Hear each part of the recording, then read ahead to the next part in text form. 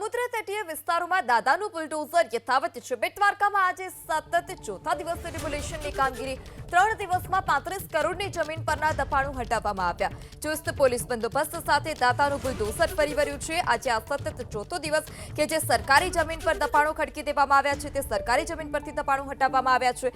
બેટ દ્વારકા અને ઓખામાં ડિમોલિશનની પ્રક્રિયા હજુ પણ યથાવત છે। આજે ચોથા દિવસે 60,800 સ્ક્વેર મીટર જગ્યા ખુલ્લી કરવામાં આવી। 3 ધાર્મિક દબાણો હતા તે ધાર્મિક દબાણો પણ હટાવવામાં આવ્યા છે। સંવાદદાતા કલ્પેશ રાવલ ફોન લાઈનથી જોડાઈ ચૂક્યા છે। જે કલ્પેશ, સતત ચોથા દિવસે આજે ડિમોલિશનની પ્રક્રિયા યથાવત, કેટલી જમીન ખુલ્લી કરવામાં આવી, શું વધારે વિગત?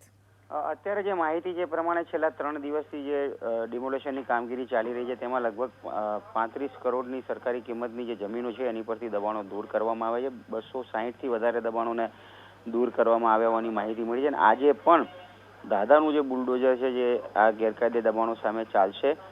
તટીય વિસ્તાર જે છે, સમુદ્ર વિસ્તાર 1600 કિલોમીટરનો દરિયા કિનારો છે અને ત્યાં સુરક્ષાની દ્રષ્ટિએ પણ આ મુહિમ જરૂરી હતી। જેના ભાગરૂપે છેલ્લા કેટલાય દિવસથી જુઓ તો ઓખા, બેટ દ્વારકા, પિરોટન ટાપુ આ તમામ વિસ્તારોમાંથી જે ધાર્મિક દબાણો થયેલા છે તમામ દબાણોને ખદેડવામાં આવી રહ્યા છે અને સરકારી જમીન ખુલ્લી કરવામાં આવી છે। આગામી દિવસોમાં પણ આ અભિયાન ચાલુ રહેશે। જી કલ્પેશ, સમગ્ર માહિતી બદલ આભાર।